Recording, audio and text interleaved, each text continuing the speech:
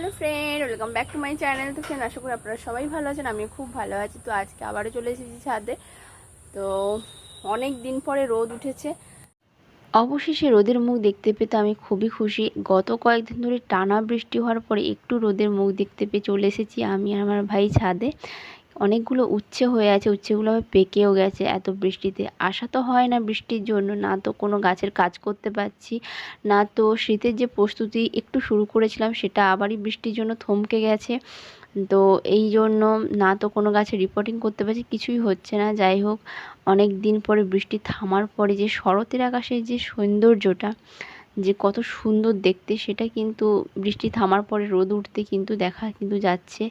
এই আকাশের মাঝখানে ভেসে বেড়ানো পেঁজা তুলোগুলো কিন্তু জানান দিচ্ছে মায়ের আগমনী বার্তা।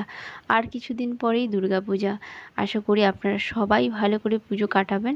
তো এর মাঝখানে এই করলাগুলোকে আমি তুলে নিচ্ছি, এগুলোকে আবার কেটে দিতে হবে গাছগুলো। আর একটা পেয়ারা ছিল গাছে, ওটাও আজকে তুললাম। এখানে কিছু গন্ধরাজ লেবু দুটো হয়ে আছে, একটা তুললাম, একটা এখনও থাকলো। তো আর এইদিকে মনে নেই, একটা দেখতে পাইনি, আর একটা করলা হয়েছিল। যাই হোক, এগুলো তুলে নিলাম।